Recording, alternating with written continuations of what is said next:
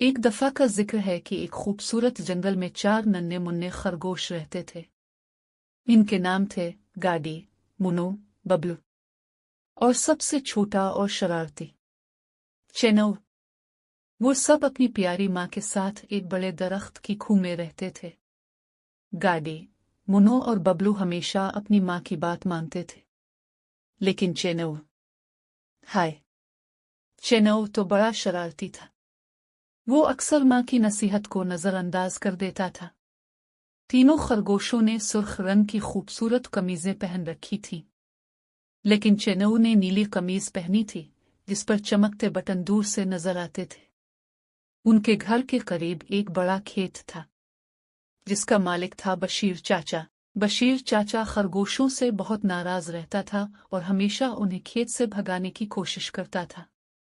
एक दिन चारों खरगोशों ने माँ से बाहर खेलने की इजाजत मांगी।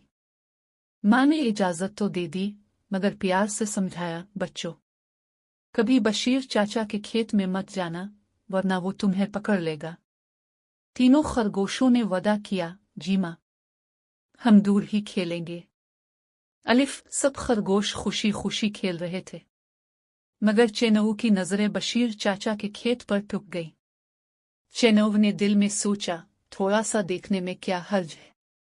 माँ की नसीहत भला कर चेनो खेत में घुस गया और मजे से सब्जियां खाने लगा। अचानक बशीर चाचा आ गया। अरे तब फिर मेरे खेत में, बशीर चाचा जोर से चलाया। चेनो डर कर भागने लगा। बशीर चाचा इसके पीछे दौड़ा, लेकिन चेनो खुशकिस्मती से किसी तरह अपनी खूह तक पहुंच गया। माँ ने सख्ती से कहा, मैंने मना किया था ना, अगर तुम पकड़े जाते तो क्या होता। चेनो बहुत शर्मिंदा हुआ और वादा किया कि अब कभी नाफरमानी नहीं करेगा। बड़ों की बात माननी चाहिए, क्योंकि वो हमेशा हमारे भले के लिए ही कहते हैं। कहानी खत्म हुई, मगर सबक हमेशा याद रखना,